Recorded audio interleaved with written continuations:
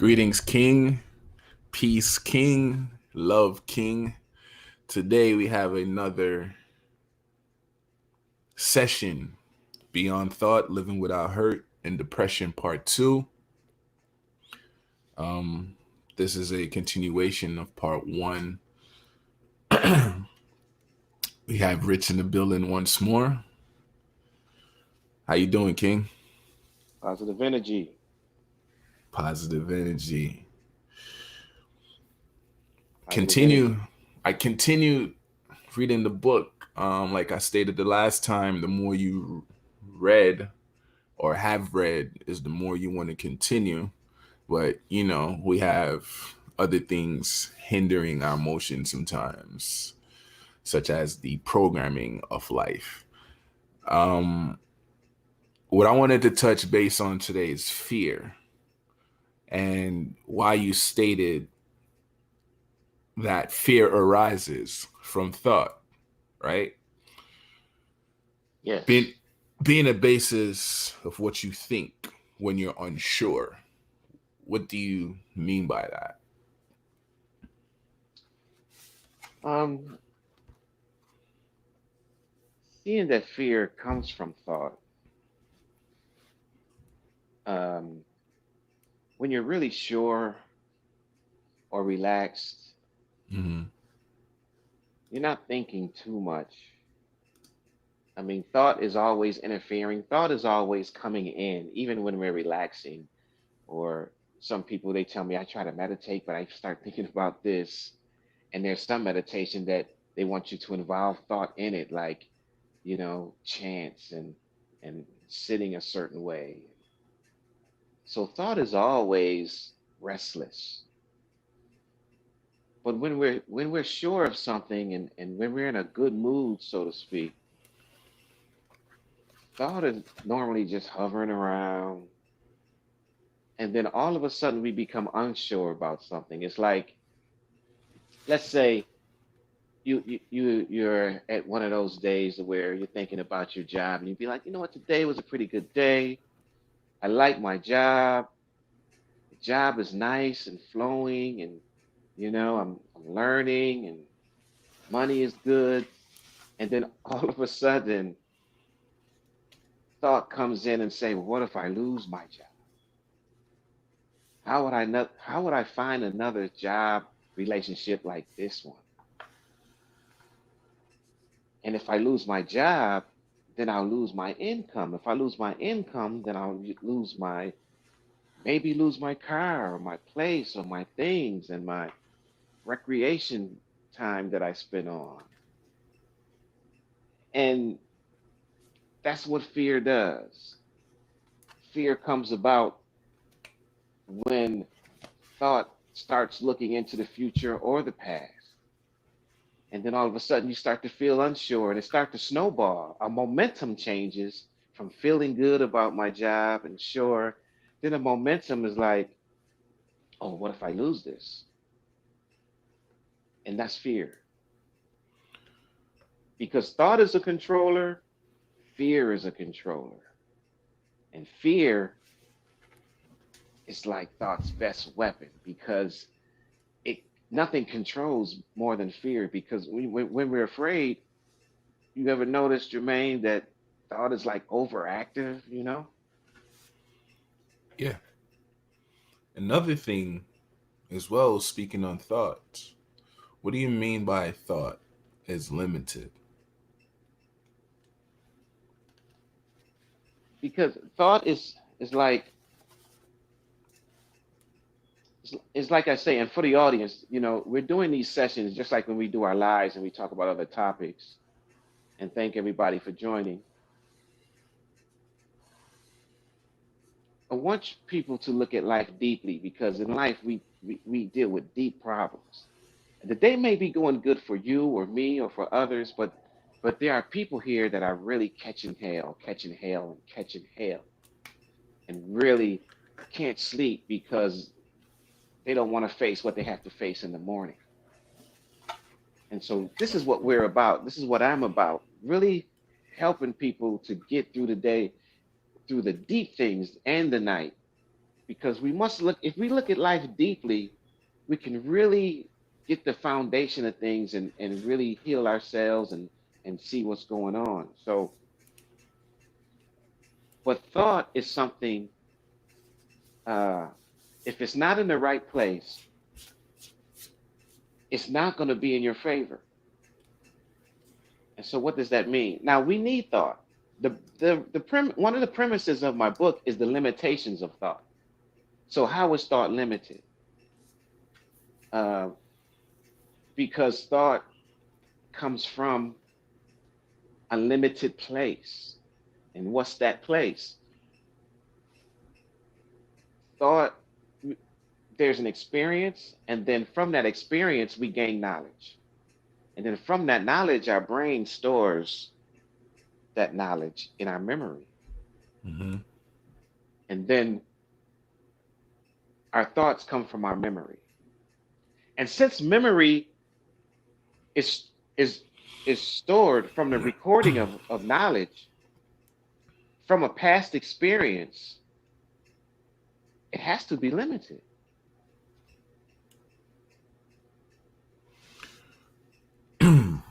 It's very well stated. Um, so through the limitations, we create fear as well as through our conditioning, we create fear. Even if something is going well, like earlier you indicated, we'd be at work and we're good, then 1 minute we're saying, why? Imagine if I lose my job. It's this is going to happen. It's a snowball effect. This is going to trickle down. um, we're creating these thoughts. Earlier, you stated that these thoughts also comes from memory, but aren't we the architect of these pretty much creations?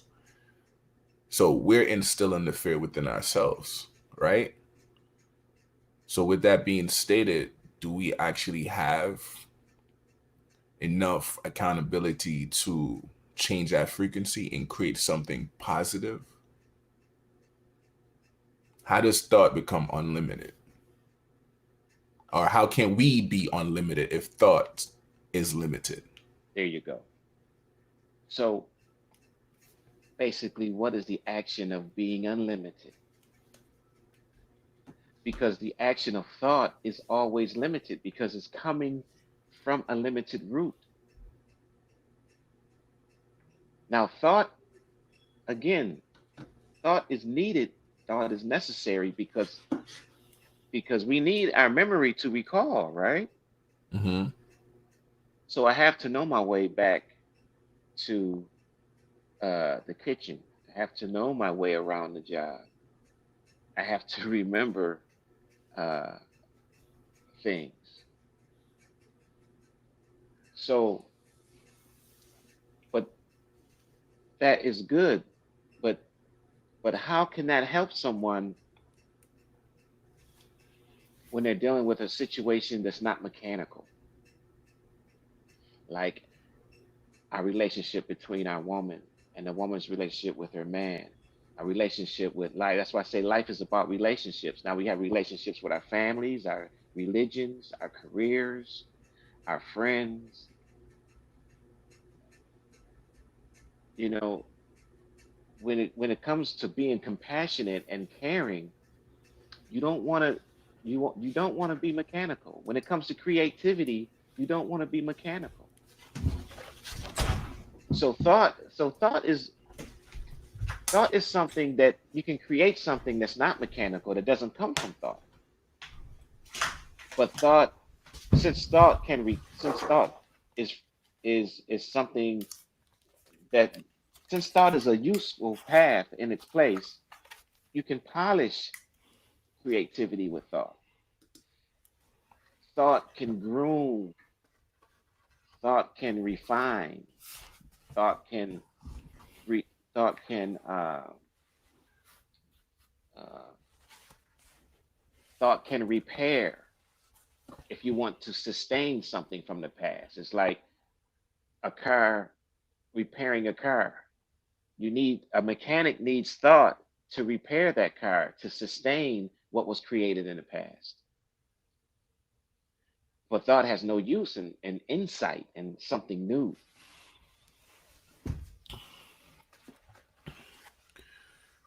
Going through going through these pages,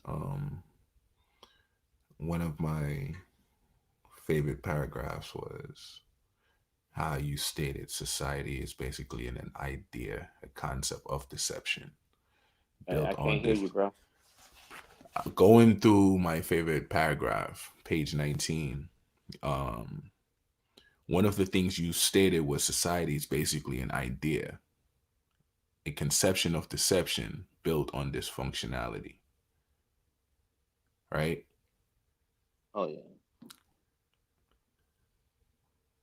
And you also stated that for people to be their best self, they must be healthy biologically and free psychologically. Can you expound upon that? And why is it conformity is against freedom? Okay. Society is kind of like thought.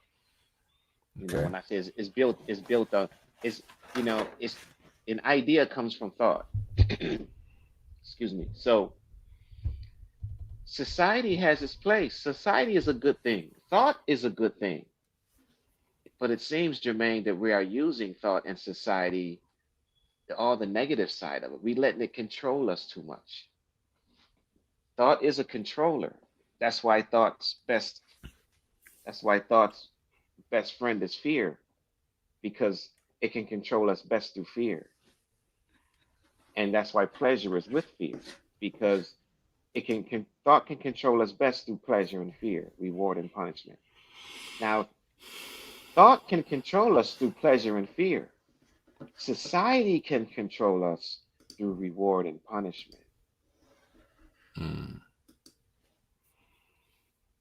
I have to be aggressive. I have to get that job. I have to compete because I want a nice house. I want to be powerful. My ego must be fed. If I don't do this, I'm gonna be a nothing. I'm gonna be I'm gonna be a loser. So society makes us more aggressive and more, in society's eyes, productive because we fear being nothing. Nothing is the punishment. Reward is my ego, and society is respected. That's my reward. Now you fear me. Now you must listen to me. Wendy just joined us and she wanted to know what you were talking about per se. And I'm gonna let you explain upon that a little bit. What the session is about. I guess she missed the beginning, so Mm. let's retract a little bit and just explain what are we doing as far as this live in a short nutshell. Well, welcome, Wendy. Uh, glad to be with you. What this is about, I wrote a book called um, Beyond Thought Living Without Hurt and Depression. And this is the second book session. The first book session was introducing the book and the premises of the book. And it's about living life um, without hurt and depression controlling us. And and basically what we're saying is what I'm saying in the book is the deep problems that we go through in life, we must look at deeply.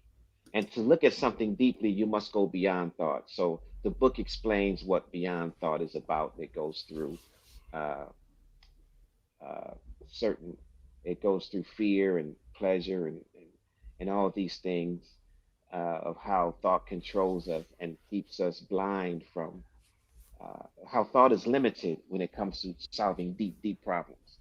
So we're going through um, how I put in the book to go beyond thought and to look deeply to not to let hurt and depression control us in life, because hurt doesn't discriminate. Everybody gets hurt and hurting. Absolutely. Um, but to continue, um,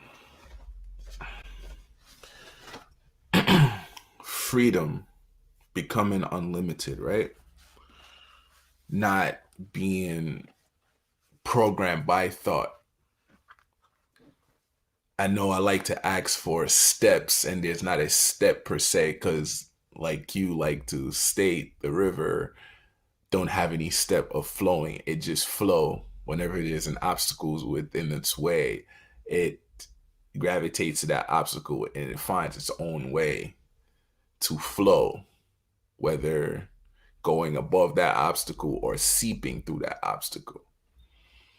And given the fact that society condition us and we tend to mimic what we see in society or mimic everybody else's thought, how can we move above that where we're no longer trapped or tangled in the web of what society desire for us?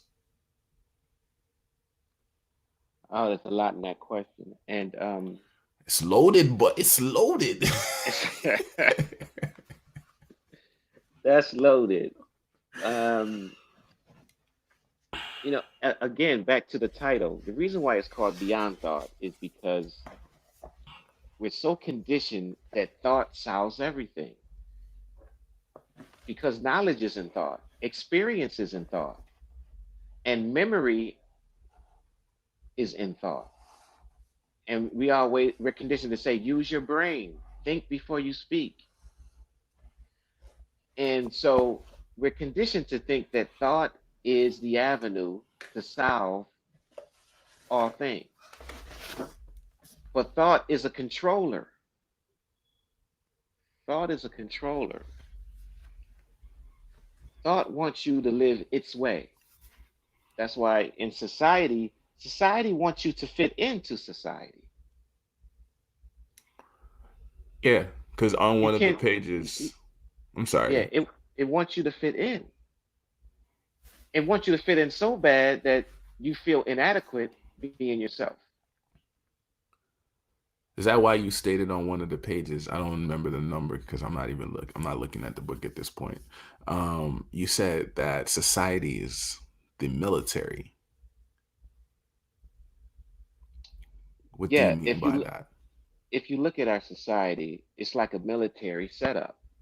You have to get up at a certain time to go to work. You have to get up at a certain time to. Uh, I mean, the beginning of the day is so demanding. Hmm. It's demanding regardless whether you have a job or not. But when you're in the fabric of society, you must not be late for work. And then soon as you get to work, as soon as you punch the clock or your timesheet or timetable or however you start your time, as soon as that time starts, you step into a dictatorship. You have a superior. And Supervisor, your manager, your right, CEO, your accountant, and you know, so on. you have all of these masters, and when we're young, we can't wait to grow up. I mean, when I was young, I was like, man, I can't wait to be 18, 21, 22, 24 years old. Nobody gonna tell me what to do, and man, I'm gonna do this, I'm gonna do that. And I didn't know the older I got, the Sucks for you. The more they tell you yeah, what to do. the older I got, the more parents I got. Oh man. Can't wait to live your own life, huh? Can't I wait to can't be wait an to live my adult. own life. And then when I got older, I found myself, man, I wish I was young again. With, with all of these bosses, without all these bosses. Oh man. And that's that trap of society. You step into this dictatorship and everybody's bullying you around, and that's what I mean. Everybody's hurt. Even your supervisor or boss or superior is hurt too. He didn't drop out of the sky. He come from the same society you come from. But he's got to tell you everything to do. We're so programmed to fit into this mechanical way of life, and that's all due to thought controlling everything. But the freedom from that is the freedom from the hurt and depression that causes. And your question is, what is the freedom? The freedom is you must look at life beyond thought. So, how do I look at life beyond thought? First, you got to get rid of the how. As soon as you ask how, you stop learning because it creates another dependency. So, you must look at what is the action of life that frees me? What is the action of life where I can see this danger before I get into it? And that is freedom. The action of not trying to control life and not being controlled by life. There's no thought in that. That brings me to the holy immeasurable. Ah, What is the holy immeasurable? oh, it has nothing to do with a raggedy sheep. Come on, let's deep dive. Let's deep dive. Yeah. This word holy is used in religions. This word holy is used when something is divine, divinity. This word holy is sacred. Why? The word holy immeasurable in my book, I'm referring to um, when somebody, a Christian that refers to God, that's what I'm referring to. A person that's into Islam that refers to Allah, that's what I'm referring to. I don't say God, I say holy immeasurable because the word holy comes from the word whole, WHOLE, and the word holistic in that. So I'm holistic the way I walk, the way I talk, the way I eat. And the book is explaining this holistic existence as the holy immeasurable, something that has no beginning or no end, something that always is because it's positive energy. That thing that's out there that's not controlled by thought, like the movement of the seasons, like the movement of earth, like the movement of rain and snow, and you know, this thing that's always moving, that's never static, like enlightenment. So it's immeasurable. It has to be immeasurable because thought is not in there. Thought measures. So thought, people say, what are you talking about? Thought can't understand something that's immeasurable because thought is limited. But the immeasurable can enter over and understand thought. But thought can't understand something immeasurable. Something immeasurable is unlimited. That's why there's no ceiling on the sky. But we put limitations on that too. Thought put limitations on it. Sky's the limit. I'm like, wait, buddy, there's a Right. universe. Right. There's no limit. That's why people say free thinking. There's no such thing as a free thought.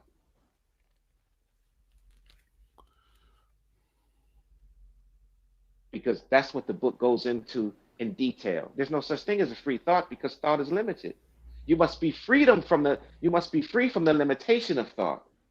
That's what gets you that's what gets you psychologically and spiritually free first from the stress and pressure of society and the job.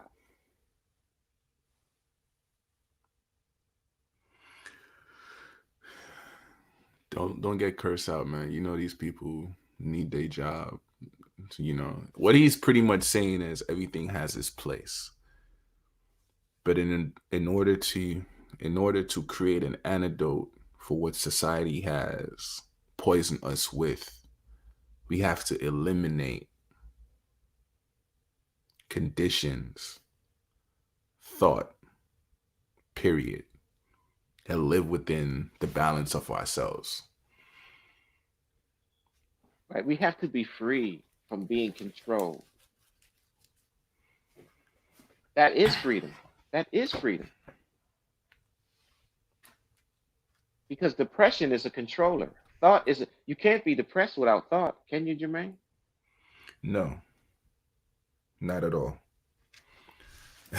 Not at all. You are 1000% accurate on that. And to say what it is like, it's kind of like, how people speak on karma. Karma is thought. You have done something in your heart told you to go and apologize, but your pride tell you not to.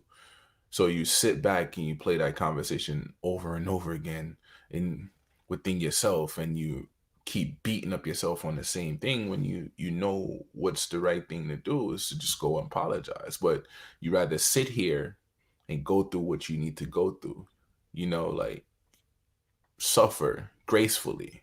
Like Malcolm X stated, you go to the dentist and he numbs your mouth, but you're still feeling the pain while he's digging in your flesh. I suffer gracefully, and that's what it is. Yeah, but children will show an adult better than a psychiatrist or a doctor or a specialist when it comes to observing and being free in life because they ask the important thing.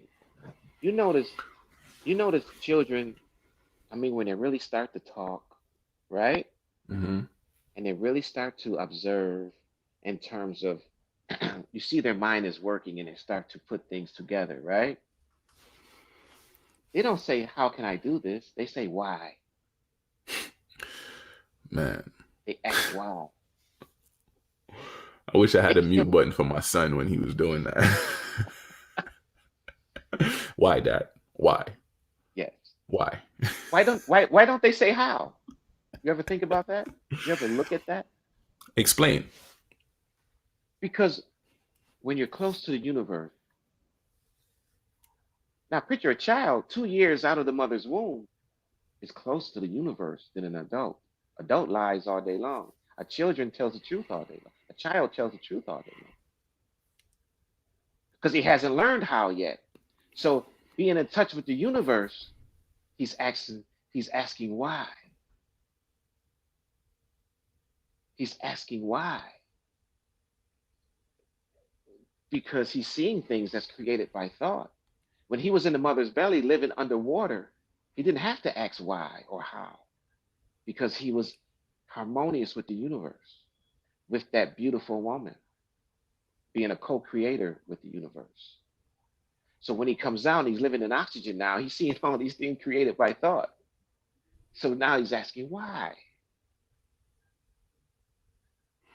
And in that why is the deepness of all solutions that where to give you a solution of that wrong job that you're in and how to get out. And not the how in terms of method, but you being able to see the action of getting out of that job. But by the time you're in a job, you're already being controlled by the method of thought. So we say, I can't wait to get another job. Different name, same game. Then you get that new job, and then it becomes the same problem. This job is better than the last job, but you know, all these must nots and bosses and generals and supervisors and so that why, that why will show you the past, present, and future. How how will only take you how will only perpetuate thought and being under dependency. There's no learning in how,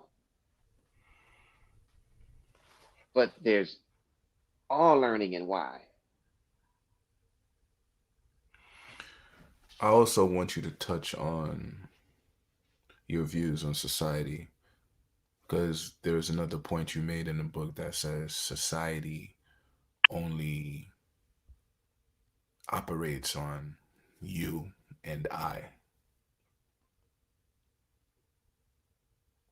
Wait, say that again, Jermaine. I didn't hear you. You also made a valid point stating that society only operates in you and I.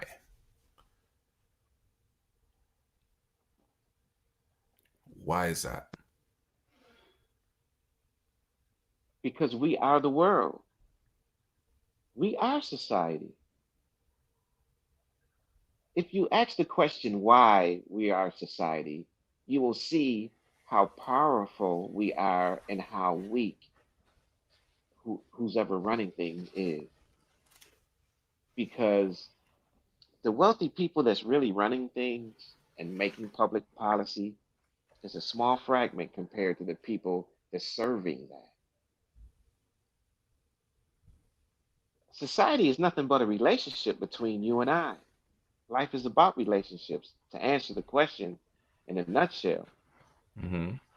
life is about relationships between you and I. That is society. And then we have other relationships like with our family members, our mates, our careers, our whatever we're into is a relationship. But the relationship of society is you and I. All that all of that disorder that's going on in society, that's you and me. This is what we're accepting. This is what we're feeding. That's us. That's not so and so. That's Rich Lamar. And just like when you look up in the sky and you see the beauty of the stars at night and and the magnitude and glory of the sun and the perfume of the flower, that's the order of the universe. So how can we eliminate the darkness and tap into our righteous truth? Well, look at what's in order and look at what's not in order. If you can see disorder, order can happen all by itself. You know, it's like these policemen. You hear about these policemen beating down black people on the street, and or any cop that's corrupt. If they stop that, it's somebody that's on that force that knows that that cop is corrupt, but nobody stops it. Nobody steps to him. Nobody, you know. Is that fear? No, it's just like you know whoever doesn't stop disorder is the action of disorder also. It's like hiding a criminal.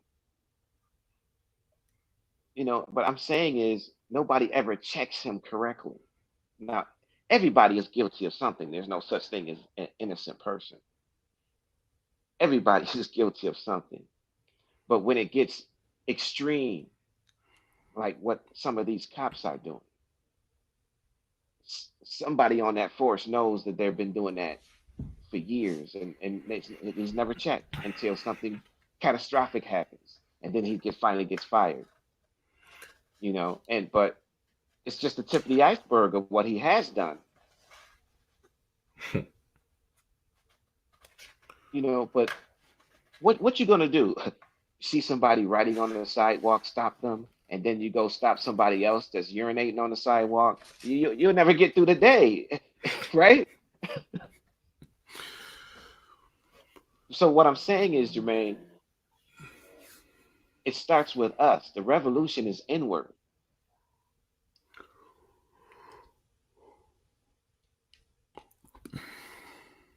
I'm not saying anybody. I'm not saying anything that's not known. Everybody knows what I'm saying, but they think they're being controlled by thought and think there's some kind of method or system to stop. That's what politics is about. Let me use this system works, and they just unravel what they've been raveling the last 4 years. No, my system works. You see, your system it just perpetuates, and then politics is just a big game. But inside the person, if the person changes inwardly, society changes. It goes to my next question. What is the purpose of questioning everything? What do you gain by doing that? What does the what does the child gain when he asks why? I mean, he asks why, Dad? Because of this, son. Why, Dad? Because of that, son. Why, Dad? Because of this, son. The If the, dad, the parent wants to say, okay, shut up. And you see it in the supermarket. You see whenever kids is following around, it comes to a point to where every parent is different. You see the parent just takes the kid and just walks away. Some parents just stop the kid and say, you ask me why one more time, you know what's going to happen. Another But form of programming, conditioning. that's the conditioning. The parents should be asking themselves, why is this kid saying why so much? Because the kid is connected to the universe closer than you. And he's seeing all these things created by thought that's limited. And he's saying, why, when the earth and the universe doesn't need our thoughts? Why are you putting so much concrete over this earth where it could be growing herbs that's healthy for us and vegetables? Why are you putting so much stuff in the sky? This is what the child is asking.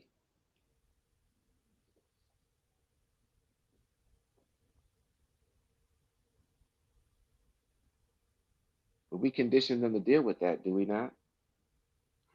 If I'm that child, I'm gonna find out the hard way. Oh, why is a stove hot? Oh, snap, it burns. Yeah. I tend to find out everything the hard way. Because I don't like to hear people. I don't like to listen. So, I was that child asking that why, but I had to find, oh, that's an iron. Oh, that looks cool. What do you do with it? Let me pick it up by the metal. This hot. Yeah. So, I had one of those parents. Oh, okay. You ever see the movie Richard Pryor is fighting? He's fighting his wife, and then he grabs the pot, about to hit it with her, and forgot it was on the stove.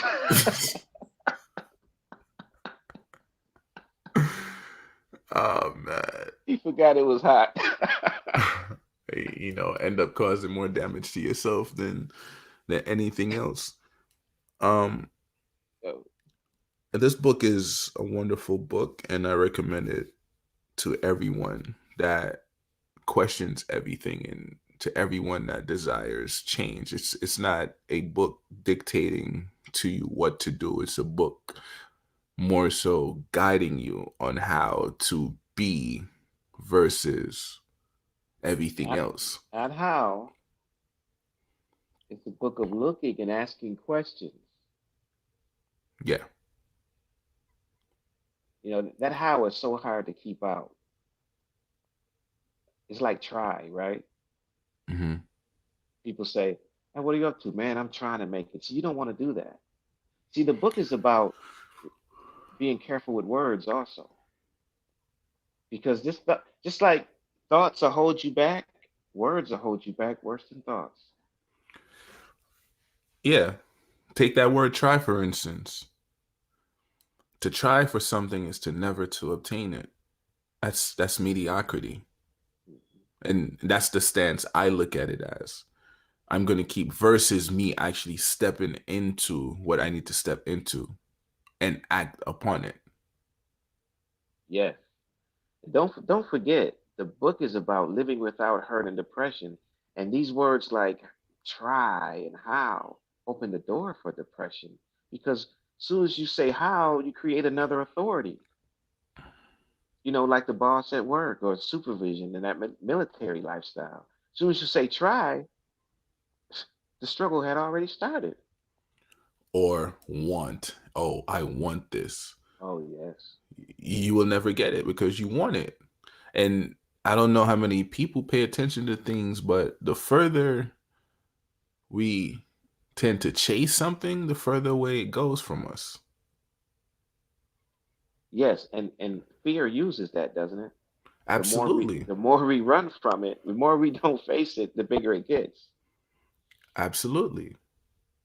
You're getting sick, you're going around with jealousy, you're feeling this way, you no longer have empathy, you're being judgmental versus actually having a heart, like become numb. You And you know, Jermaine, you go know, ahead. Jermaine, that fear thing is depression, hurt, and thought's best friend. Why? You know, we know, we are aware that thought is a controller, but fear wants to possess you. Fear wants you to be it. It's like a vampire. When a vampire or a Dracula bites you, you become a vampire. That's what fear does. Thought is just a controller. It just have you leaving one job. Thought it just perpetuate, leave you. There's no growth or culture in perpetuating thought. But fear wants to turn you into what it is, to where you can't have a relationship with fear. Explain You more. Go deeper on that. fear wants to possess you. It's demonic. It's all of those, I call them the killer D's: demonic, depression, despair, uh, degradation, disappointment, the killer D's. This fear, it just controls you. It just takes you by the throat. It has no mercy. And you see it in the worst cases when you see uh, um, abusive men to beautiful women, And vice abusive, versa. and vice versa, abusive woman to a man who's secure with himself and just wants to love and be compassionate with her, but she's not used to that type of man. In any situation, this fear makes a man say, "Where were you?" It makes a woman say, "Where were you?" And it could get so extreme to be like, "I was in the kitchen." Versus seeing that he's in front of you, like he's here. Enjoy the present that he or she is here right now with you. Yes. But fear, when it gets extreme, you can be sitting there with your woman. If she's jealous, she can't embrace you. You can't even watch the movie or whatever you're doing comfortable because she's thinking about, well, last week, you know what you did, or last night. And the man is just as bad. He'd be like, okay, you're with me now, but after this is over, or last week when I couldn't find you, are you with me now because of you was with so and so last week and now you're trying to make up with me? See, fear create its own world of illusions Why don't we believe within that we are deserving, Rich? because that is fear on its way to possessing you. Because when fear is working on you, fear's best friend is insecurity. And so we do things to be secure. It don't have to be a relationship. It could be like joining a gang. It's no different in a kid joining a gang than somebody joining a political party or joining a nation or joining this. They think that's security.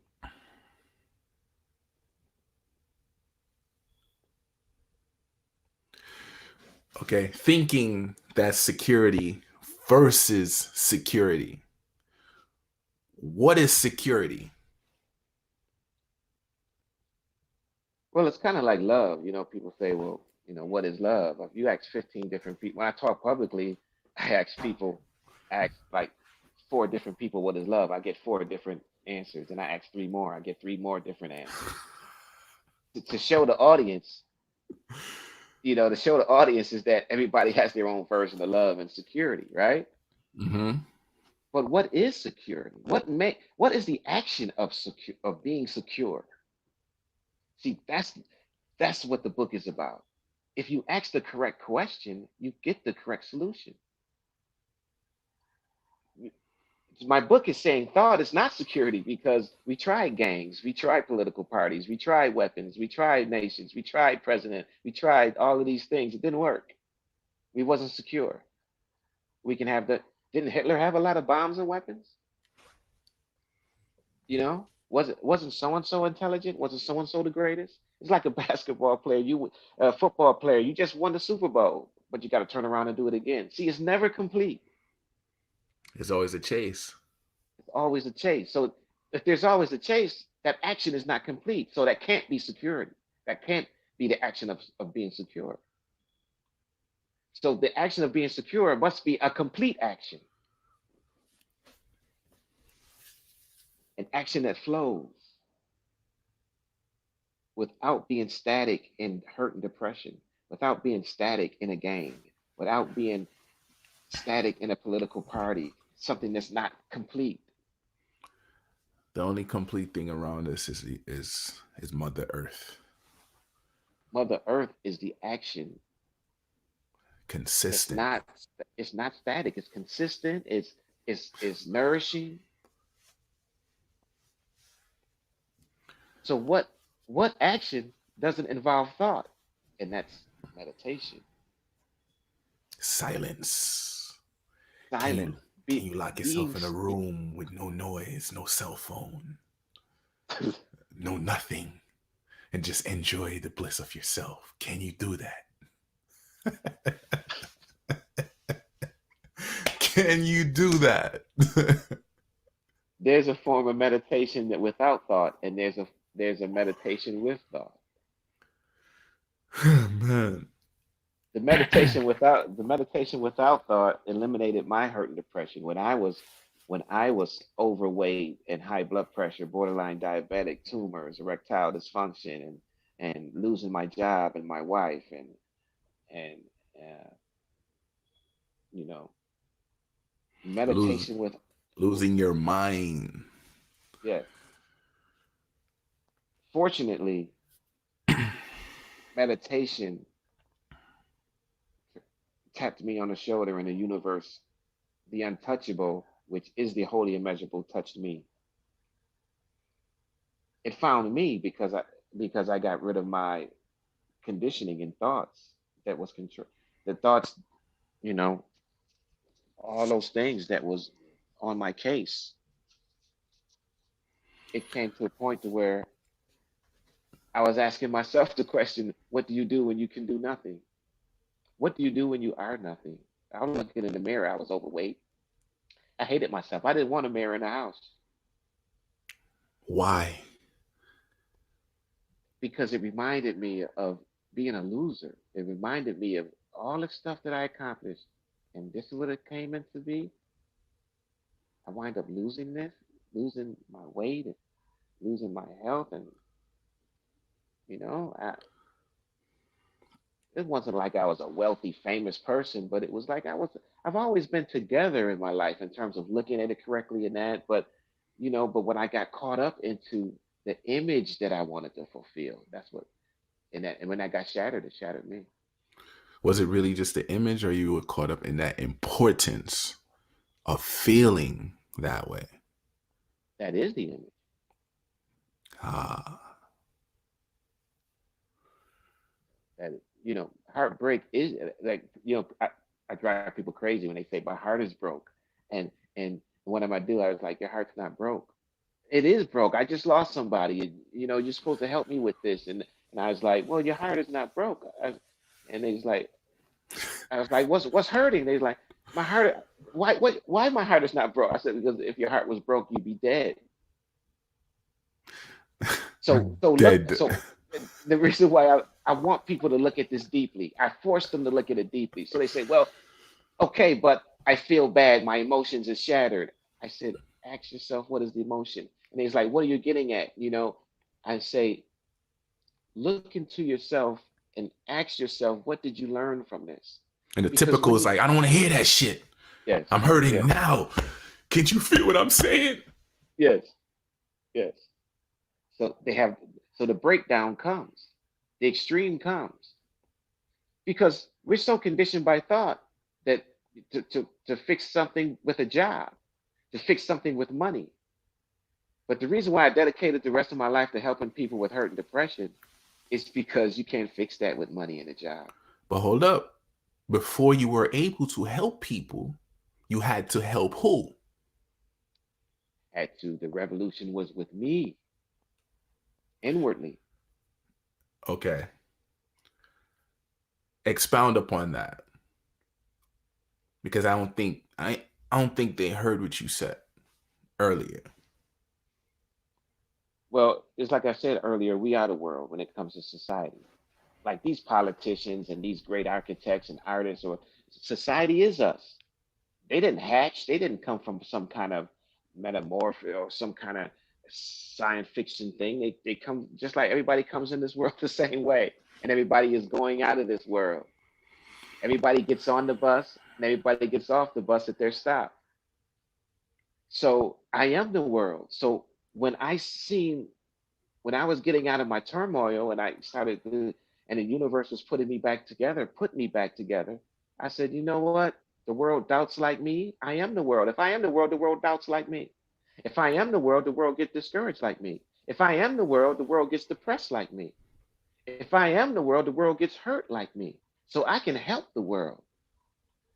Now, what if they don't accept it? Well, because I have to tell them in my book that it's not your hurt. It's not my hurt. Hurt is hurt. We personalize hurt. And I was doing it. Oh, nobody's hurting like me. No, they might not have the cause of their depression might not be the same cause as yours, but the solution is the same. The hurt is the same.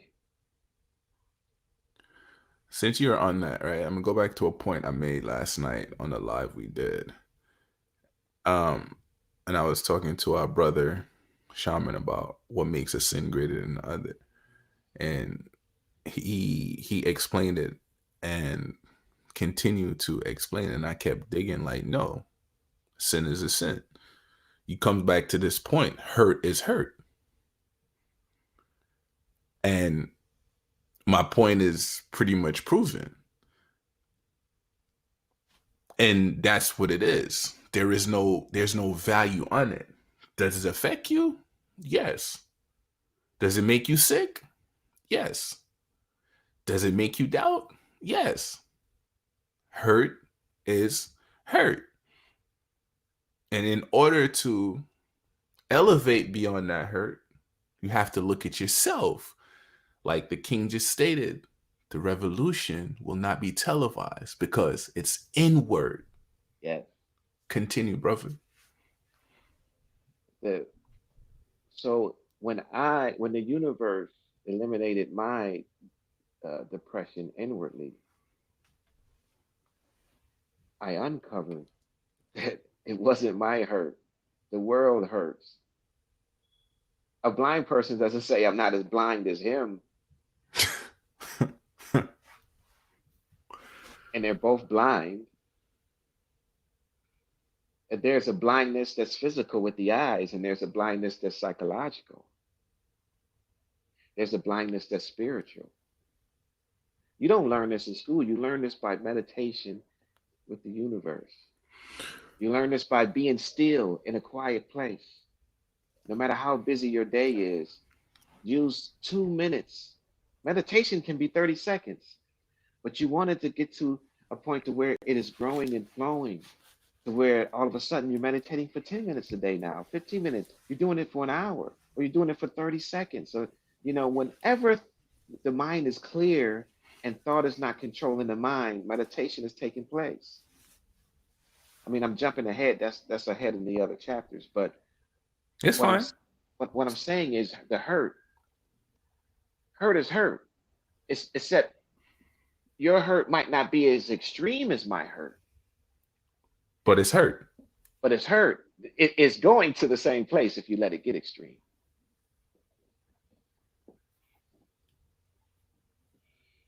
And when it and what makes it extreme? Thought and fear. It starts to control you.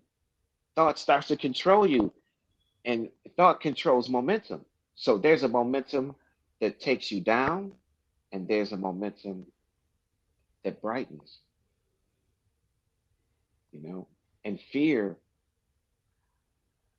it just fear is a colonizer. Fear is an invader. The movement of fear wants to own you. Thought just wants to control you.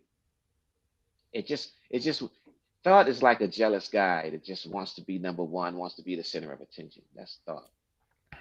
But of fear. isn't that everybody though? Everybody wants to be the center of attention versus listening to someone else and hearing Yeah, them out. yeah. That's how you can tell how much thought is controlling someone. And when you make an opinion or you make a statement, it's taken out of context versus ingest. Oh yeah, because how can you pay attention to anyone else if you're consumed with yourself? That's when I get into the self. That's when I get into the limitations, the seven limitations of thought. Oh man, you cheating right now. You're going way ahead. But since you're on that one, because that was the next point. What are the seven limitations of thought? Well, there's time, Mm-hmm. self, Mm-hmm. image, Mm-hmm. desire, Not pleasure, desire, pleasure. desire, pleasure, What? and Pleasure. fear. Now, along with thought, that's seven. Man, that's how society rolled though. You can't take away desire and pleasure But and society is self. sick. Society is sick, isn't it? How can you take those away? It's like me going vegetarian. What the hell am I going to eat? Like, why? Hey, you know what? It would be different if somebody had four heads and four legs, but everybody has two arms and two, I'm saying a person that's not deformed or anything. We have one brain, we have two arms and two legs and 10 fingers, 10 toes. This is us. Man, And we have something that's called common sense. Look, somebody may be from Trinidad, somebody may be from Denmark, somebody may be from Madagascar, somebody may be from South America, Jamaica. but we all share the same psychological common sense. True. If I go to Jamaica, man, and and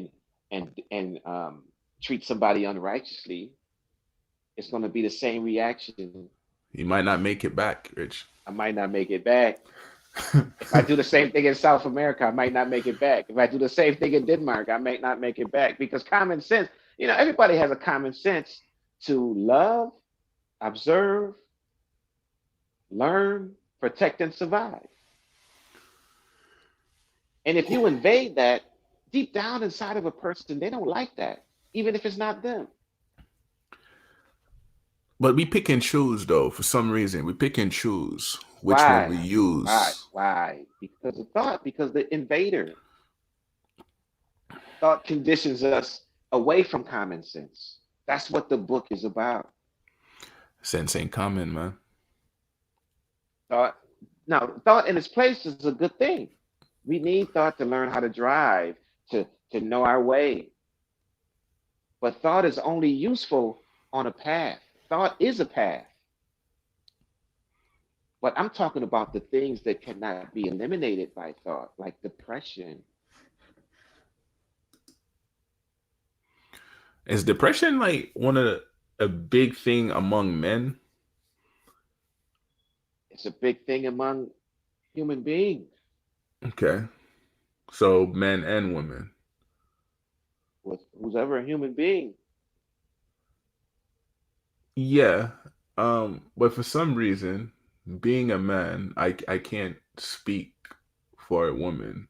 I don't know what it's like to be a woman, but I know I've been depressed, and the reason why I was depressed is not only did I have these thoughts, and I created the sickness within myself, and I kept the sickness within myself, and I didn't want to connect with nobody. You know, I had a queen that wanted to help me. She's like, "What's wrong?"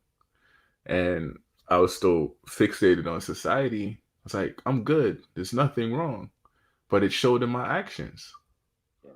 because what I'm feeling inward mimics what I'm doing outside. I wasn't looking at it like that. Yes. And you just explained the inner overcomes the outer. So if I change inward, my action is going to mirror what's going on inside of me. Yes, So society. Yes, yes. go Society, ahead. society reverses that. Society says the answer is outside of you, not Yeah, inside. that's why we stuck chasing everything outside. You need a middleman. Religion does the same thing. It goes back to accountability, right? When you stop pointing finger at the middleman and stop running to the middleman, you start holding yourself accountable. Yes. But for the new listeners and people that's listening, and I mentioned this in the book. I don't attack religion. It's not a book of the must and must nots. It's not a book of direction. It's not a book of you. I'm smarter than you, and you need to listen. It's not dogmatic. It's not into dogmas. It's not into uh, be a part of this group. It's not against you. Don't make it about you. Think deeper inwardly Yes, because our that's perception can take on the form of something that is not of us, especially energy. We take on energy that don't belong to us. Think about obtaining a gift that you don't want. If I come in there, rah, rah, rich, and this, that, and the third, and he's like, okay, brother, all right, I see you later. Peace and love. I'm gonna be left standing like, what just happened? You know? yeah, Or he rah rah with me, and then we stay there rah rah, and then get out of breath and this, that, and the third. I remember here's a perfect example.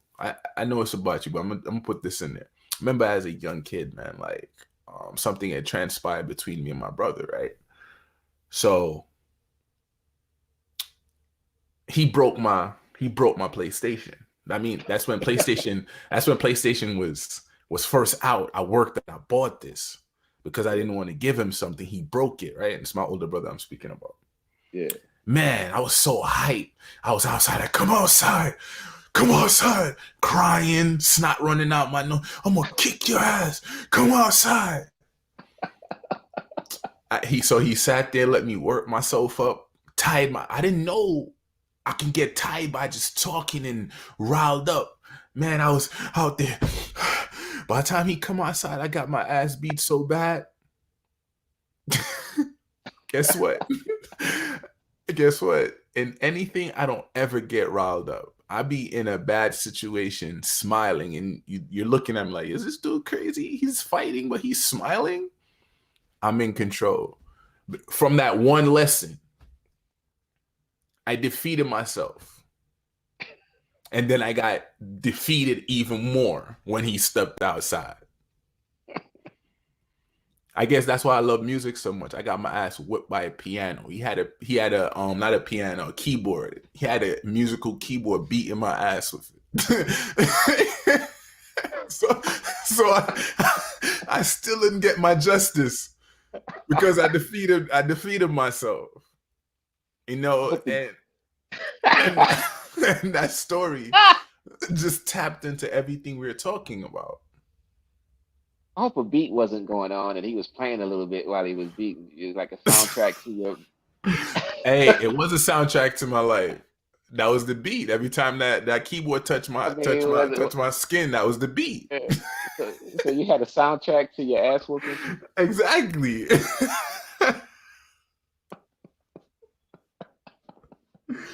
And I could sit here and laugh about this, because I don't have any animosity within my heart for my brother. I love my siblings because they all bring forth something that's desired and beautiful about them. And I'm secure within myself. Imagine if I would have held on to that up to this day, something that happened over 15 years ago. How sick would I be?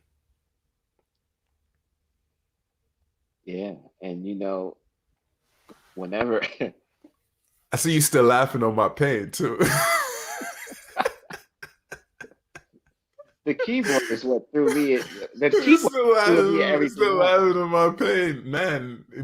Man, you know them little toy keyboard that's this big, man.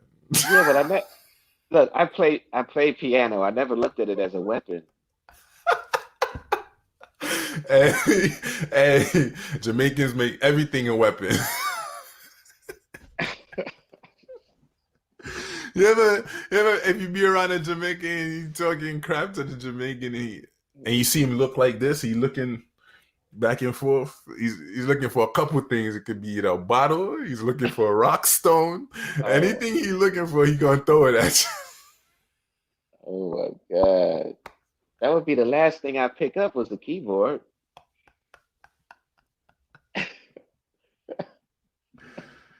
Oh man, I could laugh about that. That was. I'm looking back at it. That's hilarious. That was hilarious. But it makes a point. You see how thought can get us? Those seven limitations take us to extreme. Oh man, too damn vulnerable, man. Too They, vulnerable, they, they needed that to be on YouTube back then.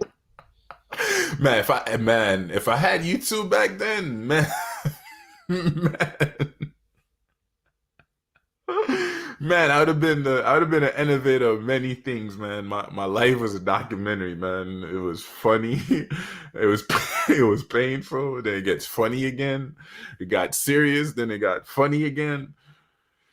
Oh man, but Rich, to sum everything up in a nutshell, to a person that don't get these change, that doesn't have the opportunity to fight, or not that they don't have the opportunity, they're not thinking, they're not asking the why, you know, because some people allow their situation to become them, not understanding that they're not their situations. Explain to them. Well, this is the second session. We're going to go through the whole book, and there's going to be many more sessions. But I can say it like this, um, and I say it publicly all the time, but the recent passing of Kobe Bryant, may he rest in peace, he said it best in one of his interviews. And I'm gonna show you. I'm gonna tell you what I'm getting at. I remember being a Laker fan. I remember when Kobe missed like three air balls in an important game, and he was supposed to be this star young player. This is the early 2000s, and everybody was like, "Well, maybe he's not that star young player. He just missed those three important three pointers, and they were three air balls." And they asked Kobe, and they said, "Kobe, did you get discouraged? You know, you had all of this pressure on you. Everybody saying you're the next big Michael Jordan and all this, and you missed three in a row air balls and these three pointers." And Kobe had the best answer, which is it's in my book also. See, thought manages perception. Kobe didn't let his perception be managed. When you're depressed, your perception is managed. When you're prejudiced, your perception is managed. So Kobe said, I didn't miss those three air balls because I couldn't play. It's because I wasn't in shape like I thought I was. And so I just started being in shape. I started upgrading my work ethic and my training. Now that's something mechanical. That's something that you can't do in depression. But something that you can do in depression is change, is look at it, is not to let it control you. Just look at it and you'll start to see the disorder of it. So Kobe seen the disorder of himself. He's seen that seeing disorder, my book explains it like this. To see disorder is seeing how order happens, or by to see disorder is the action of order. because this is why I say be careful with words like try and how. And people say I don't want to make the same mistake I made before. So Kobe said, "Let me work harder." He didn't go into a shell and curse everybody out, and he knew, and I explained it in the book, and I explain it now. Never worry, never ask how, never be dependent on trying. Do the best you can do with yourself day by day, and you've already defeated what's against you. Don't worry because some days you're not going to feel like doing something. Some days you're going to be better than others. But if you're taking the action to do something about something, you've already solved it. Just be consistent and keep at it, and it solves itself as soon as you stay with doing the right thing, which is taking an action against the disorder of you day by day. It might not be solved till next month or 2 months, but don't worry about it if you have a bad day. Just keep on keeping on. Never be static. That's what depression is. Sitting in your mistake. Don't even look at the word mistake. Just look at everything as learning. And if you have a bad day, so to speak, learn from that bad day, and you'll see that order is a flowing thing.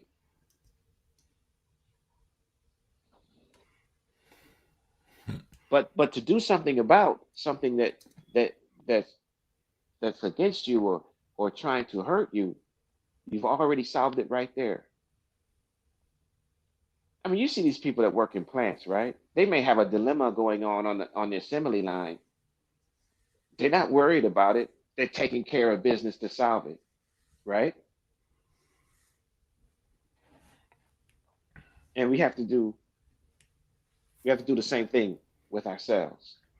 And don't get beat by a keyboard or a Yeah, make musical sure the instrument. keyboard make sure the keyboard is off if they're beating you with that keyboard, because it's going to be a soundtrack to that beating,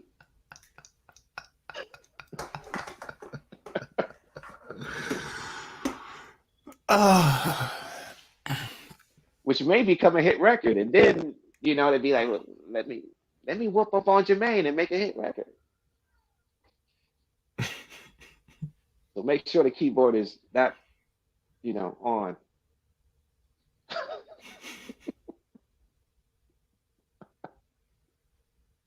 See, Jermaine, this is not entertainment, Jermaine. But I must say, somebody getting beat up is kind of entertaining sometimes, right? not to the person getting the ass whipping, but whatever. Just look at it as you had a you was before your time. You had a YouTube moment before your time. Oh man. Hey King. I like to say peace, love, and gratitude as always, man. No Um problem, man. No your, problem. your summary was beautiful. Part three is coming next. For everyone that don't have the book, I recommend you get it. Um, sir, can you please forward your information to the kings and queens out there on how they can get your book? Yes, they can Google Beyond Thought by Rich Lamar to take you straight to Amazon, or you can email me at richlamar18 at Yahoo. Uh, and that's RICHLAMAR 18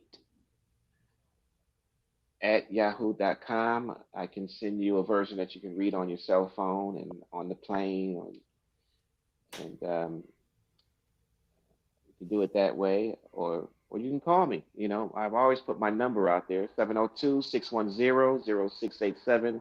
I talk to people, I help them with depression and diet also. And and I do lectures.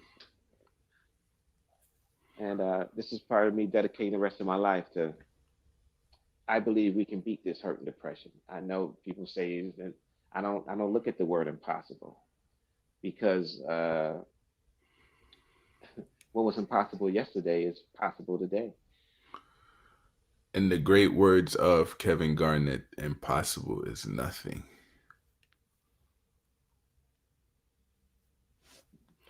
And we're going to sign off. Positive energy out. Love.